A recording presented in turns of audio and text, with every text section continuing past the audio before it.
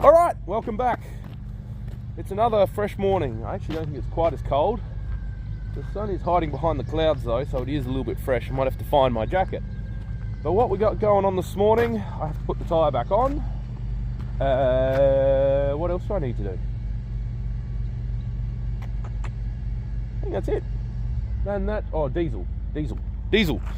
Nothing runs without dinosaur bones. We need to get that, put the lentils in the truck. As soon as I put the wheel on, we can move that out the way. We've got to get the other truck ready. So we can spray and move some liquid around. Mainly spray because it is ready to go on liquid.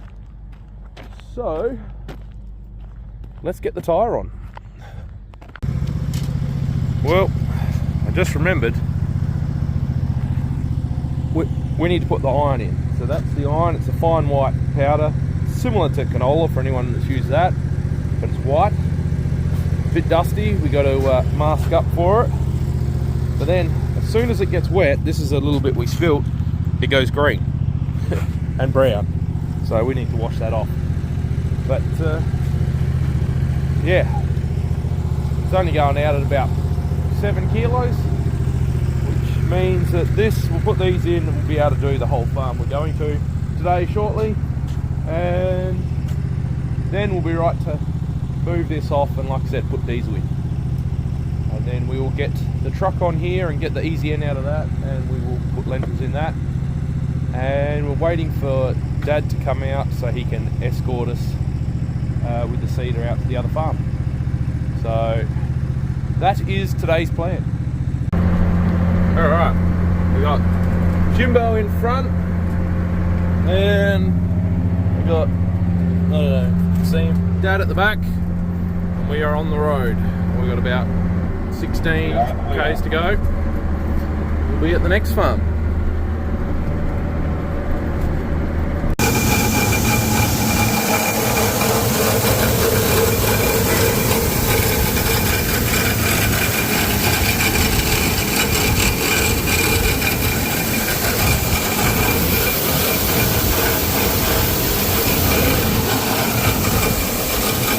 Getting wet! It's good! Alright, here we go. We're loaded. I am wet, so hopefully I'll dry soon. See, Jimbo's out there spraying. He's just gone up and over the hill. So we're actually going to sow this one 90 degrees to how we did it last year.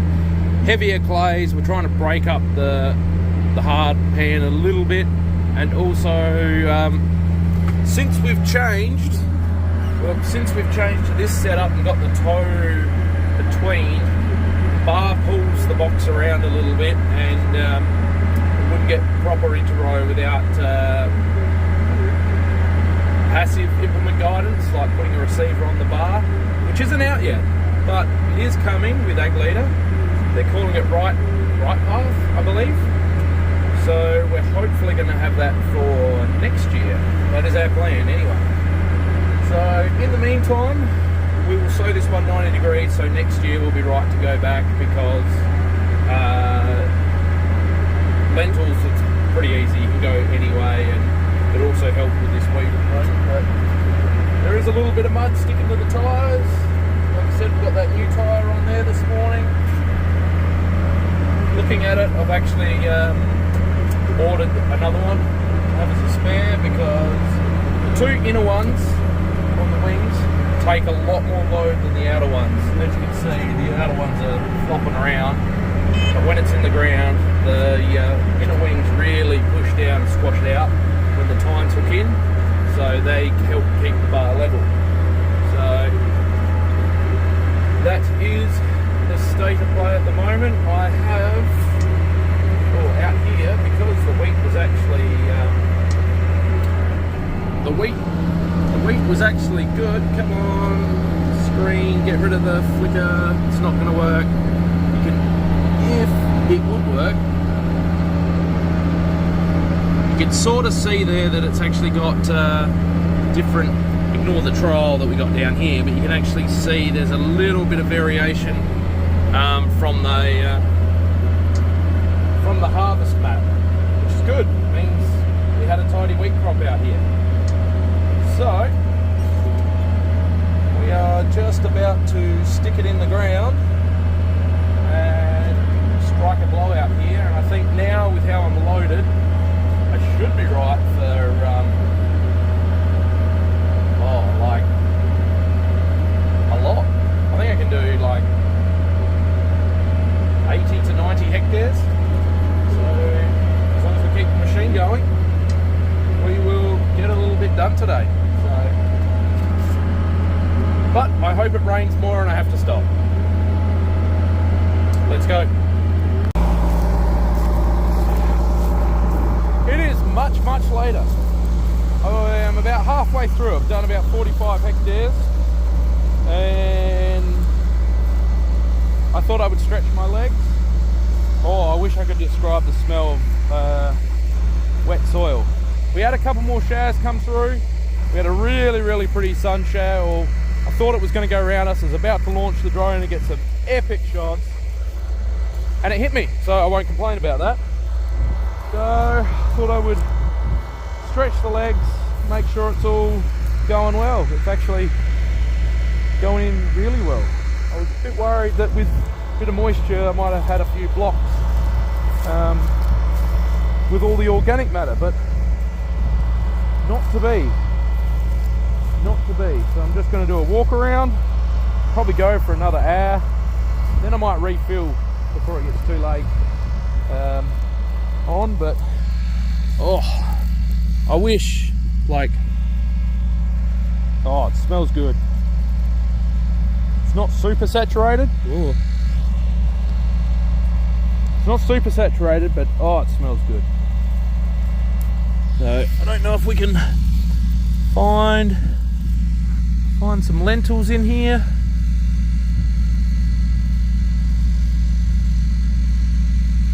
Lentils are hard to find.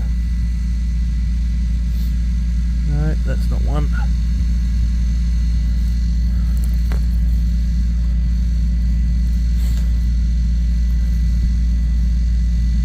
Oh, there's one. See, he was on that side. See, I know I was talking about paired row, I think yesterday. There's one on this side. There'll probably be one just, it's a bit hard. I keep covering it in. Oh, there's one. He was on that side. So we'll end up with lentils either side, fertilizer in the middle, which is what we want. We will come back and roll this. We'll probably wait until the lentils are up, just because one of the chemicals we use we don't want to force into the row, especially if we go for a period where it dries up again for a while. We don't want to hurt the lentils. But just have a quick look around. Everything is looking good. No, it's not good. There's a tine there that's got a one of those clips that's backed out, or actually broken. This one here, the little pin's broken, so I'll do that. Oh, and I've got a broken seed tube. Oh well, I might I carry duct tape for a reason. Oh, and there's another one up there that's broken, so looks like I'm just gonna have, ooh, might have a better look than what I was having initially and check it all over. You guys look dirty.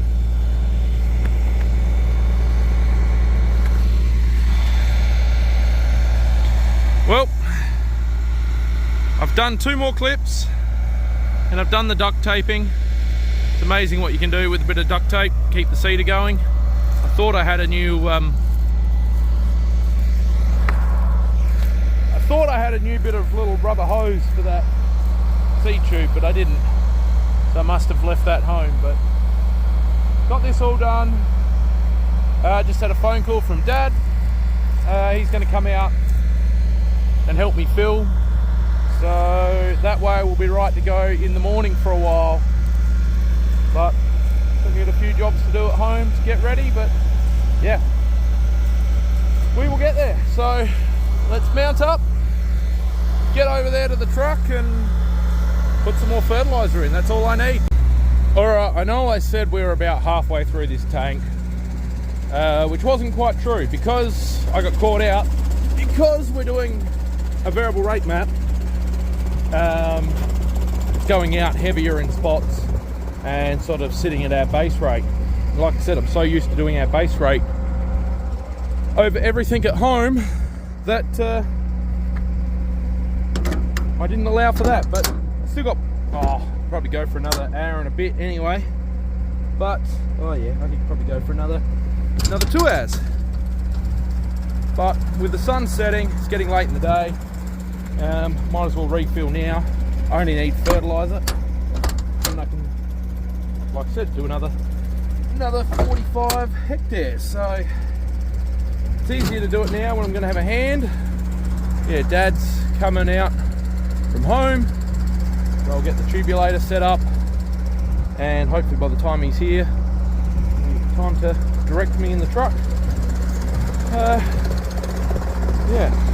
Then I might even set him loose for a couple hours if he wants to. Because I have to, some people say babysit, but it's really called parenting. I have to father my children tonight.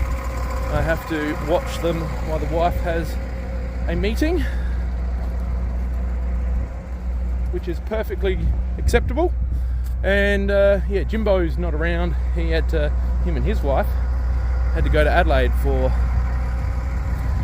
something, which is fine too. Life happens.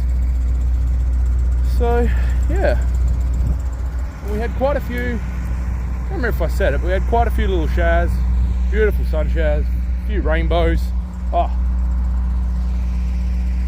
It was good. It was real good.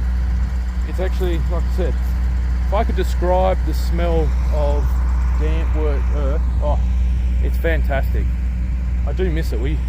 Before we were no-till, we were a lot more conventional, working up paddocks all the time, and so you'd smell it all the time because you'd be out after every rain. But this farm used to get that wet that we would spray parts out because there just nothing would grow. If we had a big rainfall event, we wouldn't be out here for like 3 weeks afterwards. We just physically couldn't get the tractors down the hill. I remember back where I was, I remember, that would have been 20 years ago. A mate of mine came out for a ride one night, and we were all in the old Galloping Goat, and like I said, that back box, like the seat box, used to be a tow between. So we had that and the old bar, and we could only sow downhill. Get to the bottom, you'd lift, and you'd struggle to get back to the top. So that was just how wet it was. But no-till has really opened up the soil, allowed moisture in, and it's working really well. It's amazing how far this farm's come, which is good. It's what we like. They're not making any more of it. Be more productive with what you got. So anyway, I better get this done and quit yapping. It's gonna get loud. Lock your ears. Beautiful.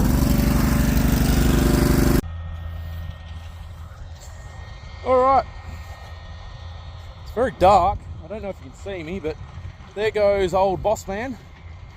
I have cut him loose, or set him loose for a little while. He's gonna go for a well, I said go until you've had enough, which is good. Get a little bit more done tonight. Yeah, well, you probably can't see me now, all the light's gone. But he's gonna go, he's gonna get a bit more done. I'm gonna go home and parent. And yeah, we'll leave this one here. So thanks for following along. Like, share, comment, let us know if there's anything you want to see want to know, follow us on Instagram, Twitter, Facebook, all that fun stuff. Reach out, let us know. It is beautiful out here. I don't think you can see anything. Well, actually, there you can. Those two little glows in the middle of the screen, that's the lights of Adelaide.